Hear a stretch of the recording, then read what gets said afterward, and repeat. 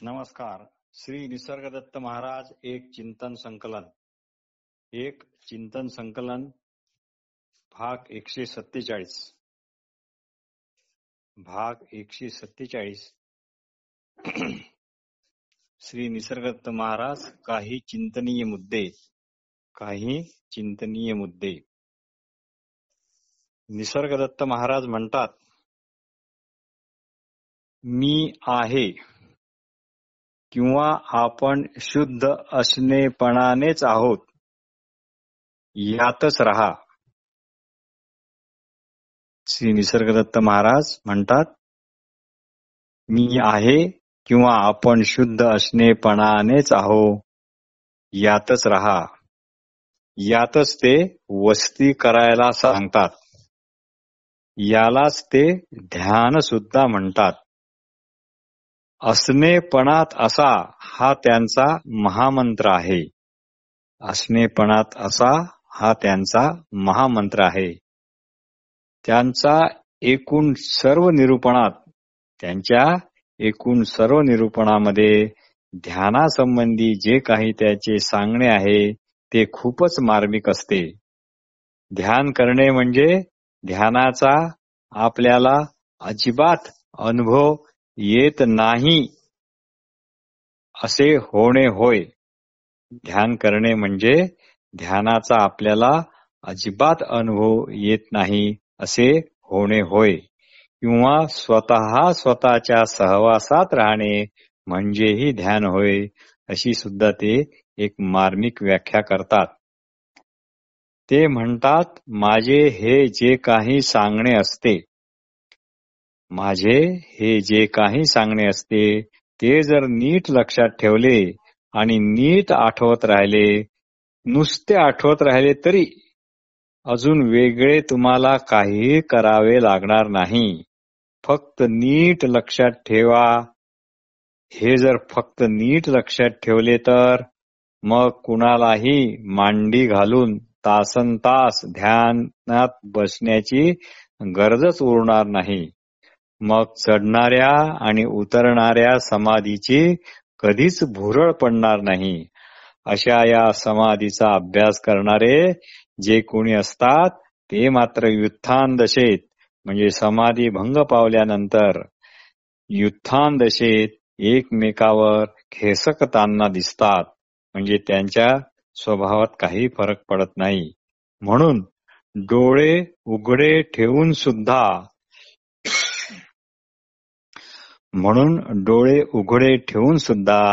तितक्याच तीव्रतेने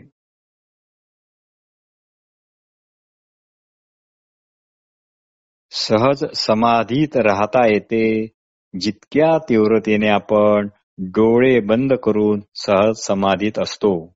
श्री निसर्गदत्त महाराजांचे म्हणणे फारच साधे आहे.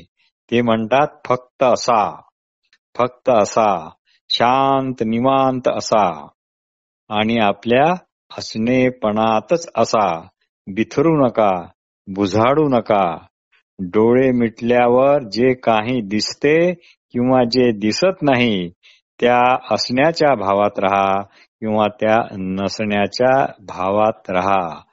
हेच दिसले पाहिजे, हेच लवकर दिसले पाहिजे या अपेक्षा भावात मुळीच राहू नका. ध्यानात डोळे बंद आहेत की उघडे आहेत याला अजिबात महत्व नाही. फक्त वेळात वेळ काढून असणेपणात असण्याची सवय ठेवा. आता आपण किती ऐकणार, आता किती कोणाला काही सांगणार, कुणाकुणाचे ऐकणार आणि कुणाकुणाला सांगणार आणि कुणाकुणाचे वाचणार. आता ऐकणे, सांगणे, वाचणे यापेक्षा फक्त असणेपणातच असा. गाढ झोपेत म्हणजे सुषुप्तीमध्ये काहीही नाही असे जे काही असते नेमके तेच जागृतीत असताना व्हा. गाढ झोपेत सुषुप्तीमध्ये काहीही नाही असे जे काही असते नेमके तेच जागृतीत असताना व्हा. काहीही नाही म्हणजे शून्य नाही. काहीही नाही म्हणजे शून्य नाही. शून्य असते तर काहीही नाही असे वाटलेच नसते. शून्य असते तर काहीही नाही असे वाटलेच नसते. मी आहे या असण्यातच राहूनच मी आहे हे पूर्णपणे विसरणे म्हणजे ध्यान. मी आहे या असण्यातच राहून मी आहे हे पूर्णपणे विसरणे म्हणजे ध्यान. जे दिसते, जे ऐकू येते, जो स्पर्श होतो, जो स्वाद मिळतो, जो गंध येतो, यात आवड निवड न करता जे जसे आहे तसेच अनुभवणे, जे तसे आहे तसेच अनुभवणे म्हणजेच पंचविषयरूपी रूप रस गंध स्पर्श शब्द अशा दृश्यात न अडकता जे असेल, जे स्वभावता असेल त्याच्या कळण्यात, त्याच्या जाणण्यातच टिकून राहणे हेच खरे ध्यान होय. अशा केवळ असणेपणातच असा, बाकी काहीही करायची अजिबात गरज नाही. कुणाला काहीही सांगण्याची गरज नाही. अशा सांगण्यामुळे कदाचित बुवाबाजी वाढू शकते, असे खुद्द श्री निसर्गदत्त महाराजच म्हणत. हे प्रत्येकाला त्याची वेळ आली की ज्याचे त्याला बरोबर समजेल. जाग आल्यापासून झोपेपर्यंत आणि झोपेतही आपण देह वापरत नसून विश्व चैतन्यच वापरत आहो अशा जाणीवेत राहा. म्हणजेच काय? विश्व चैतन्य वापरित आहे. मी आहे किंवा आपले शुद्ध असणे पण हे एखाद्या कोहिनूर हिऱ्याप्रमाणे आहे, असे श्री निसर्गदत्त महाराज म्हणत. माझे मजपाशी सापडले धन असे पावश्ये श्री स्वामी स्वरूपानंद सुद्धा म्हणत असत. लोक अध्यात्माबद्दल केवळ बोलत राहतात. यात ते त्यांच्या स्वतःच्या स्वचा या चर्चेमध्ये ते त्यांच्या स्वतःच्या स्वचा मात्र स्वलाच वगळून बोलत राहतात. स्वमध्ये राहून चर्चा करा. स्वला वगळता चर्चा करू नका. स्वमध्ये राहून चर्चा करा. या जगात तुमच्या सोबत कायमस्वरूपी काहीच नाही. काही म्हणजे काहीच नाही. फक्त काही आनंददायी आणि क्लेशदायी स्मृती तुम्ही रेंगाळू दिल्या कीच त्या राहतात. अन्यथा त्यांना सुद्धा आपल्या आल्या पावलांनी जावे लागते. आपणच त्या सर्व स्मृती आपल्या उरावरून बसून घेतो आणि मग उर बडवीत राहतो. श्री निसर्गदत्त महाराज म्हणत, जर तुम्हाला शौचास जाण्याची तातडी असेल तर तुम्ही एखाद्या वेळी तसेच शौचालयाकडे धावता. तशी स्वस्वरूप ज्ञान मिळवण्याविषयी तातडी असू द्या. बुद्धिमान लोक, निसर्गदत्त महाराज म्हणतात, बुद्धिमान लोक मला 100% जाणणार नाहीत. या उलट जो साधा आहे, प्रामाणिक आहे, ज्याला कळकळ आहे, ज्याला तातडी आहे, ज्याच्यात तार्किक बौद्धिक अशा विचारांची काहीच गुंतागुंत नाही, असा साधा माणूस मला 100% जाणू शकतो. पण अगदी थोड्या जरी विद्वत्तेचा ग असेल तर मात्र सर्व अवघड आहे. त्यापेक्षा साधा, सरळ, प्रामाणिक, गुंतागुंत नसलेला माणूस हे माझे म्हणणे 100% जाणू शकेल. तुम्ही इथे माझ्याकडे येता म्हणजे तुमच्यात आणि तुम्हाला सत्याची आवड वाटत आहे, ती आता तुमच्या व्यक्तिमत्वातून डोकावत आहे, उगवत आहे. म्हणूनच तर तुम्ही स्वस्वरूपाच्या प्राप्तीकरता धडपडत आहात आणि इथे माझ्याकडे येत आहात हे निश्चित समजा. निसर्ग म्हणजे जे स्वाभाविक आहे, जे प्राकृतिक आहे, असे जे आहे ते. निसर्ग म्हणजे जे स्वाभाविक आहे, जे प्राकृतिक आहे असे जे आहे ते. निसर्गाला जन्म नाही. वाटलं तर तुम्ही म्हणा ते सतत जन्मतच आहे. वाटलं तर म्हणा ते सतत जन्मतच आहे आणि तिथे मरण हे नाहीच. सर्व जीवजंतू जन्म घेतात. आपल्यातूनच इतर जीवजंतांना पुन्हा जन्माला घालतात. आपल्यातूनच इतर जीवजंतूंना जन्म देतात. आपलाच विस्तार करतात आणि मग स्वतः विस्तार करून नष्ट होतात. परत निसर्गात जातात. हे चक्र निरंतर चालू आहे. ते निसर्गाशिवाय इतरत्र कुठेच लय पावत नाही. तसे पाहिले तर हे जग केवळ विविध स्रावापासून बनलेले आहे. तसे पाहिले तर हे सर्व जग केवळ विविध स्रावापासून बनलेले आहे. शुक्र शोणित यांच्या स्रावापासूनच एक सुंदर शरीराचा आकार प्राप्त होतो. शुक्र शोणित या स्रावापासूनच एका सुंदर शरीराचा आकार प्राप्त होतो. हे शरीर म्हणजे तोच स्राव. हे शरीर म्हणजे तोच स्राव आता चालतो आहे, बोलतो आहे, ऐकतो आहे. तुम्ही जर स्वतःला निसर्गदत्त म्हणत असाल तर मग तुम्ही याच बोधात राहायला शिका. जर तुम्ही स्वतःला निसर्गदत्त समजत असाल तर तुम्ही याच बोधात राहा. पुनर्जन्म वगैरे सगळ्या फक्त रिकाम टेकडेपणाच्या गप्पा आहेत. केवळ संकल्पना आहेत. ह्या कल्पना केवळ वेळ घालविण्याकरता आहेत. त्याचप्रमाणे कुंडलिनी हा या बाबतीतला असाच एक प्रकार आहे. विश्वात लाखो जीवजंतू स्थलचर जलचर आहेत. त्यांना कुंडलिनीची कुठलीही ओळख नाही. तुम्ही मात्र या ओळखीमुळे व्यर्थ स्वतःचाच त्रास वाढवला आहे. माशा इत्यादींना तुमच्यासारखा हा त्रास मुळीच नाही, कारण त्यांना त्याची काही ओळखच नाही. प्रत्येकाला जिवंत असेपर्यंत काही गोष्टी हव्यातच. मी हे करणार, मी ते करणार, पण स्वतःचे म्हणून काहीच नसते. तर मरणानंतर शिल्लक तरी त्याचे काय राहणार? म्हणून तुम्ही स्वतःला व्यक्त न समजता व्यक्ती समजता. तुम्ही स्वतःला व्यक्त न समजता व्यक्ती समजता आणि तिथेच धोका खाता, दुःख भोगता. निसर्ग केवळ व्यक्त आहे आणि आपण व्यक्त आहोत हे त्याचे त्यालाही माहित नाही. आणि आपण व्यक्त आहोत हे त्याचे त्यालाही माहित नाही. आपल्याला आरंभ आणि अंत आहेत की नाहीत हे पण त्याच्या गावी नाही. तो फक्त व्यक्त आहे. तो फक्त व्यक्त आहे. एखाद्या निर्जन ठिकाणी एखादे फुलाचे झाड असते. एखाद्या निर्जन ठिकाणी एखादे फुलाचे झाड असते. ते फुलाचे झाड कोणाच्या दृष्टीपथात येत नाही आणि त्याला आपण फुलाचे झाड आहोत हे सुद्धा माहित नसते. आपणावर कळी उगवली हे सुद्धा त्याला माहित नसते. कळीचे फूल झाले ही वार्ता सुद्धा त्याच्यापर्यंत आली नसते. फूल कोमजले हे पण त्याला माहित नसते. तेथे फक्त सृजन असते.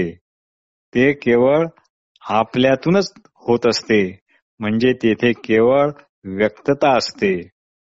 तेथे केवळ व्यक्तता असते. व्यक्त असणे असते.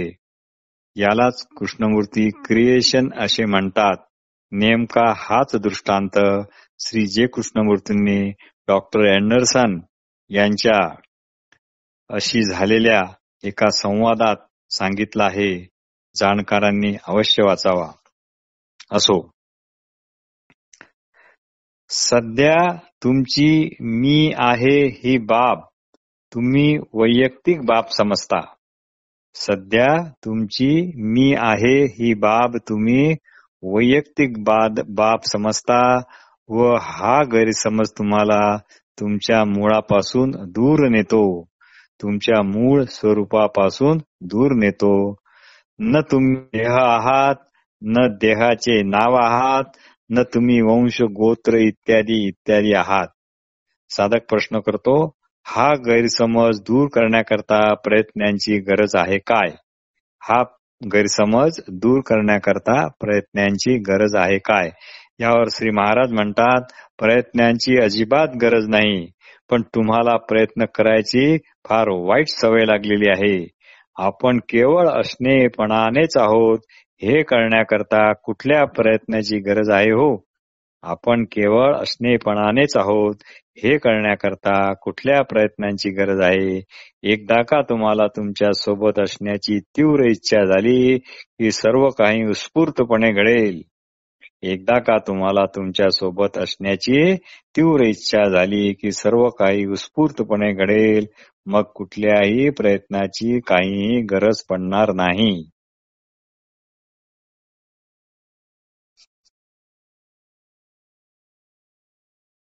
जोपर्यंत तुम्ही स्वतःला जोपर्यंत तुम्ही स्वतःला जाणणार नाहीत, तोपर्यंत इतरांचा तुमच्यावर परिणाम होणार म्हणजे होणारच. जोपर्यंत तुम्ही स्वतःला जाणणार नाहीत, तोपर्यंत इतरांचा तुमच्यावर परिणाम होणार म्हणजे होणारच. मुंबईत एक बाबाजी आहेत. लोक त्यांना जाऊन भेटतात, पण मी कधी भेटलो नाही, कारण मला माहित आहे ते काय आहेत ते मी इथे बसूनच त्यांना ओळखतो. मग मला त्यांच्याकडे जाण्याची काय गरज? जरी प्रत्यक्ष भगवान श्रीकृष्ण जरी आले आणि ते इथे जरी फक्त 2 मैलावरच असले, तरी मी त्यांना भेटायला जाणार नाही, कारण भगवान श्रीकृष्ण काय आहेत ते मी चांगल्या प्रकारे जाणतो. साधकाचा एक प्रश्न असा आला, अनावश्यक विचारापासून मुक्त कसे व्हावे? अनावश्यक विचारापासून मुक्त कसे व्हावे?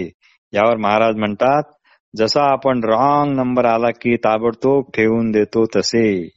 आपण फोन ठेवूनच देतो, क्षणभरही विचार करत नाही. तसे अनावश्यक विचार तोडून टाका. वस्तुतः तुम्हीच विचार आहात. वस्तुतः तुम्हीच विचारच आहात. एक विचार दुसऱ्या विचाराबाबत काही करू इच्छितो, म्हणजे एक विचार म्हणतो मी विचारापासून मुक्त कसे होऊ. दोघही विचारच आहेत. विचारापासून मुक्ती मिळवण्याचा विचार करणाराही विचार आहे, आणि ज्याच्यापासून मुक्ती पाहिजे तो सुद्धा विचारच आहे. म्हणजेच काय? सैया भये कोतवाल अब डर काहे का, म्हणजे काहीच होऊ शकणार नाही.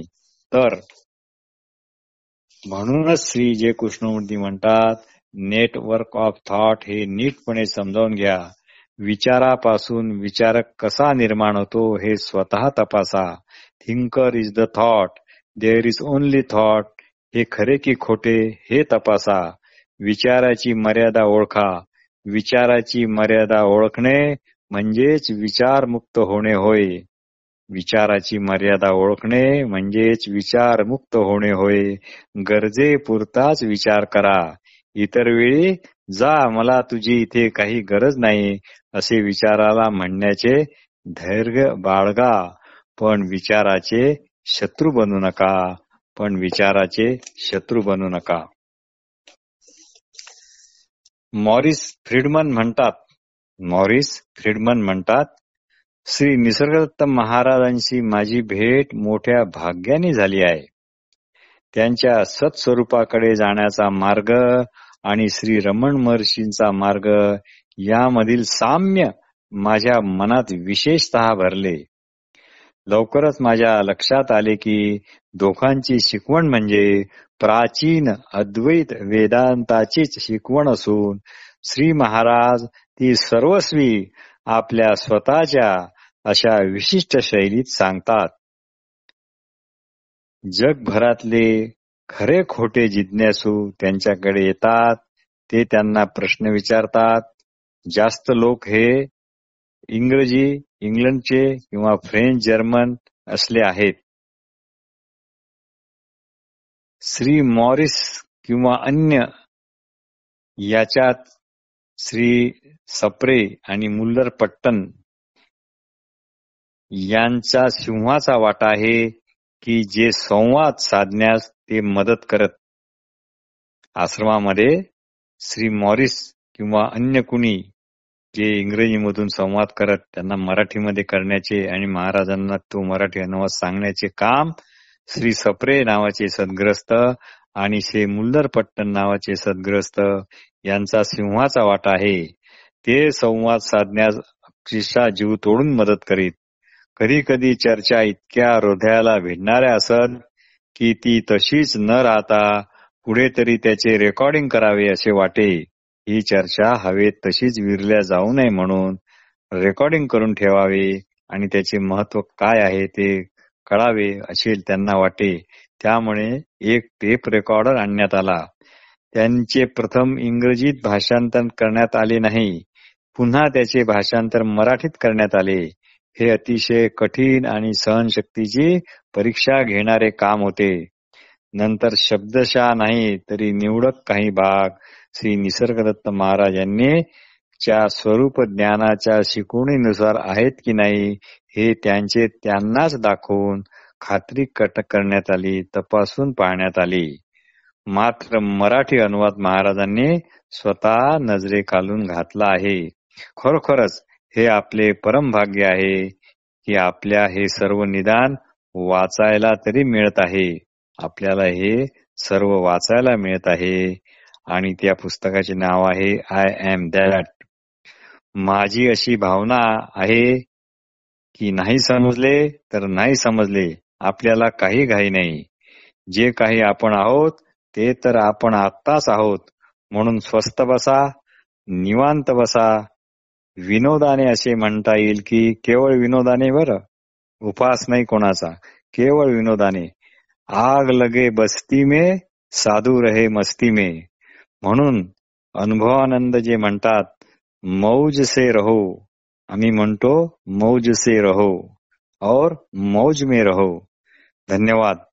आता इथे आपली निसर्गदत्त महाराजांची शिकवण जेवढी समजली तेवढी आपल्या समोर मांडली. धन्यवाद.